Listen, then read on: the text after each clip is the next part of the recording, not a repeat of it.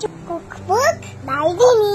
Hello everyone, cookbook by রিনিতে সবাইকে অনেক অনেক ওয়েলকাম। আজকে একটা মজার রেসিপি আমি আপনাদের সাথে শেয়ার করছি।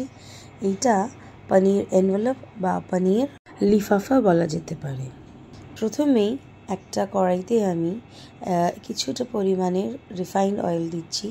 তার সাথে সাথে আমি কিছু ভেজিস কেটে রেখেছিলাম, পেঁয়াজ, ক্যাপসিকাম, ছোট করে কিউব করে রাখা পনির আর সুইট কর্ন।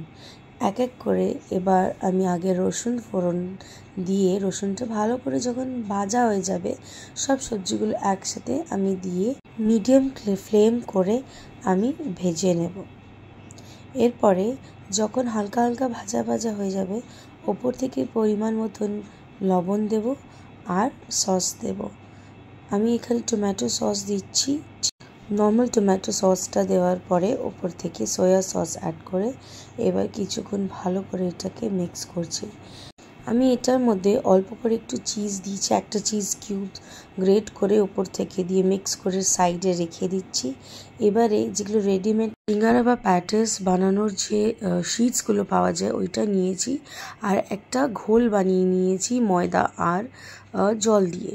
এবার এই যে শিটসের মাঝখানে একটুখানি অল্প করে ওই ঘোলটা দিয়ে ওপর থেকে আরেকটা শিট দিয়ে ভালো করে ওইটাকে আঠার মতন তৈরি করে ওপর থেকে অল্প পরিমাণ মতন যে পুরটা বানিয়েছিলাম সেটা অ্যাড করে এবারে জাস্ট মুড়ে দেওয়া হয়েছে।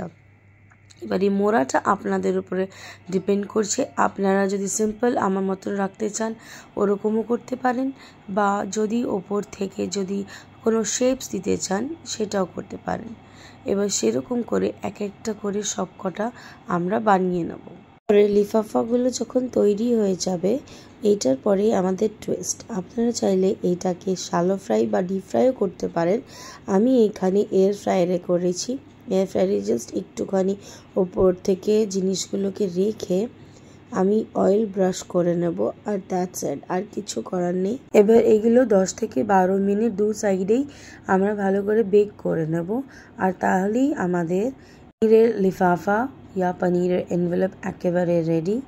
ভীষণই হেলদি, এটাতে কোনো তেল ব্যবহার যেহেতু আমাদের হয়নি, সবাই খেতে পারবো। বাড়িতে তৈরি করে এই ধরনের রকমারি রান্না করে খেতে নিশ্চয়ই চাই।